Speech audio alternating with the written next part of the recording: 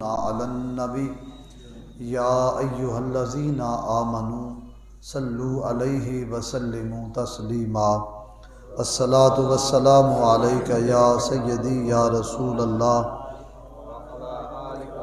وعلی آلک وصحابک یا حبیب اللہ الصلاۃ والسلام علیک یا مکین قلوب المؤمنین وعلی آلک وصحابک یا خاتم الانبیاء والمرسلین۔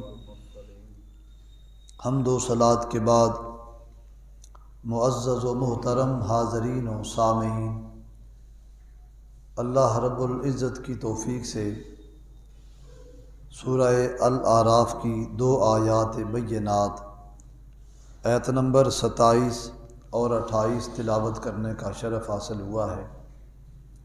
اللہ کریم ان آیات میں حضرت آدم علیہ السلام کی عظمت کو بیان کرتے ہوئے ان کی اولاد ان کو اللہ تعالیٰ متنبع فرماتا ہے کہ اے اولاد آدم، شیطان کے مکر و فریب سے، اس کی دھوکہ زنی سے اپنے آپ کو محفوظ رکھو اور غافل نہ ہونا۔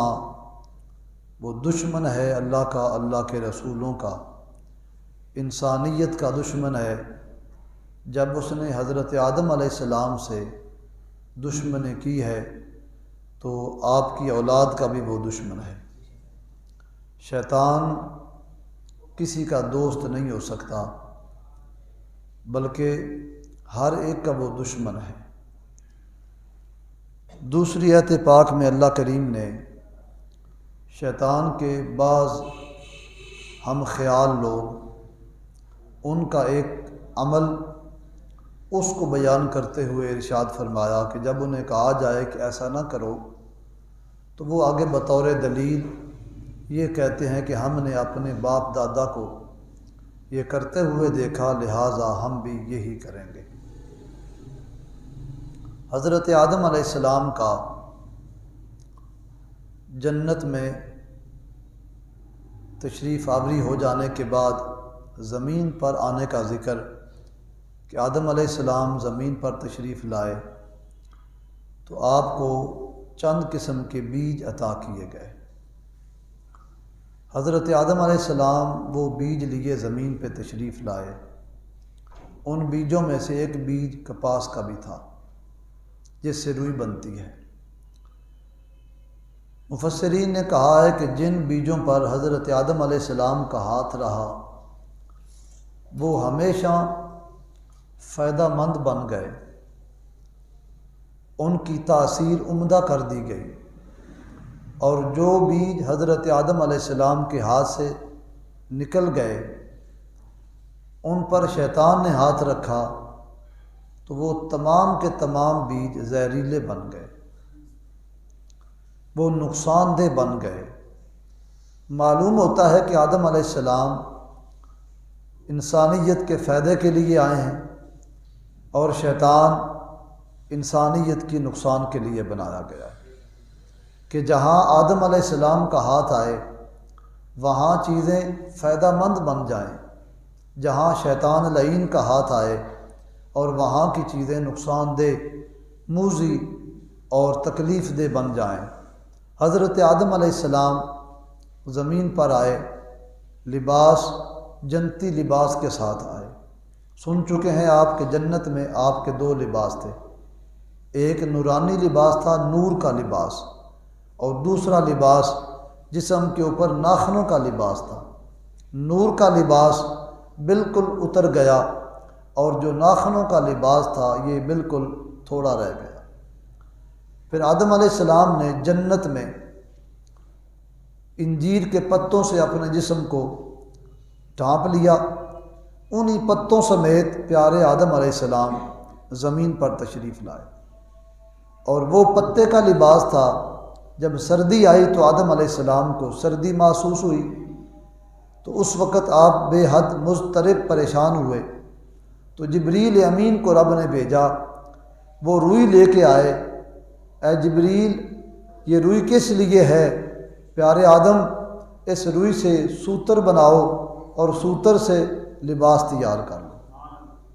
حضرت آدم علیہ السلام نے اس روئی سے دھاگا بنایا اور دھاگا بنا کے پھر آدم علیہ السلام نے اس سے وجود اپنے کے لیے لباس بنا لیا۔ یہ آدم علیہ السلام کے آنے کا ذکر ہے۔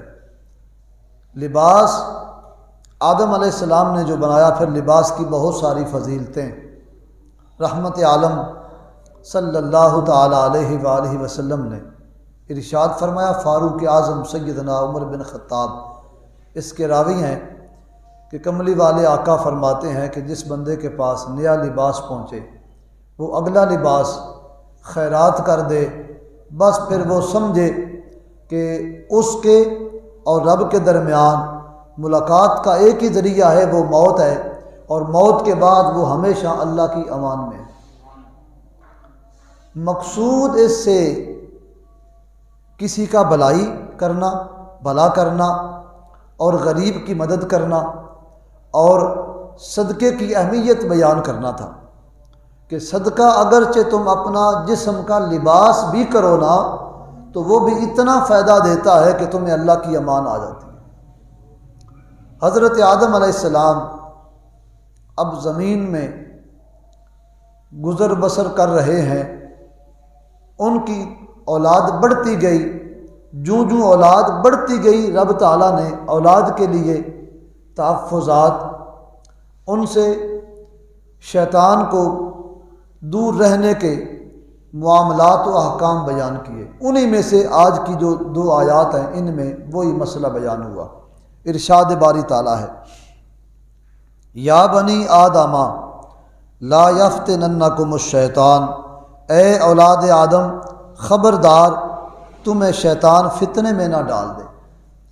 کما اخرج ابویکم من الجنۃ ینزع عنہما، کہ جس طرح اس نے تمہارے ماں باپ یعنی حضرت آدم و حوا کو فتنے میں ڈالا، من الجنۃ ینزع عنہما، اور اتروا دیے ان سے ان کے لباس اور نکلوا دیا ان کو جنت سے، جنت سے بھی نکلوایا اور لباس بھی ان کے اتروا دیے۔